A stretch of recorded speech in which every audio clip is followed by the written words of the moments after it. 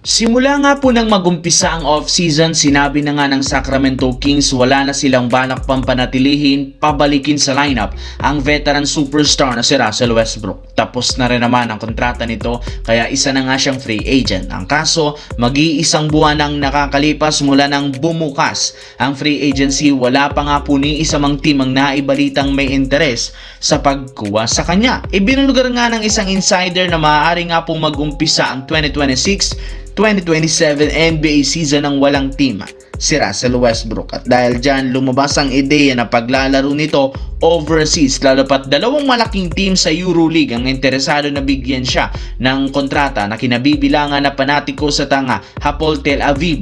Kung inyo nga pong matatandaan, kung wala talagang kumuha sa kanyang NBA team, maaari nga pong pansamantala siyang maglaro dito upang magkaroon ng oportunidad na maipakita na meron pa rin siyang maibubuga sa kabila ng hindi magandang performance nito nakaraang taon.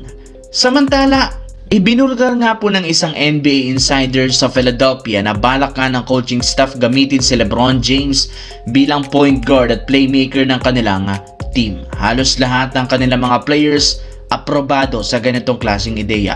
Maging ang superstar big man na si Joel Embiid, aprobado sa bagong game plan ng Philadelphia. Naiintindihan rin naman niya na ireserba ni LeBron ang kanyang lakas pagdating sa regular season upang sa ganon maging fully healthy pagdating sa playoffs. Isa pa, nababagay at best fit nga daw ito para sa bagong lineup ng 76ers ang ganyang estratehiya, since halos lahat ng mga starter maituturing na scorer, kaya makakapag-blend talaga ng maayos si LeBron James sa starting lineup bilang playmaker. Sa ganitong paraan, mas magiging maayos ang ikot ng bola sa ginagawang play, at higit sa lahat ang mga malalaro ay magkakaroon ng tsansang makapagtala ng puntos. Sa kabilang banda, trending sa social media ang nagsilabas ang trade rumors patungkol kay Stephen Curry, since literal walang ginagawa ang front office ng Golden State Warriors para mapalakas ang lineup at mag-compete sa kampyonato. Dapat nga daw talagang lumipat na lamang ito ng ibang kupunan.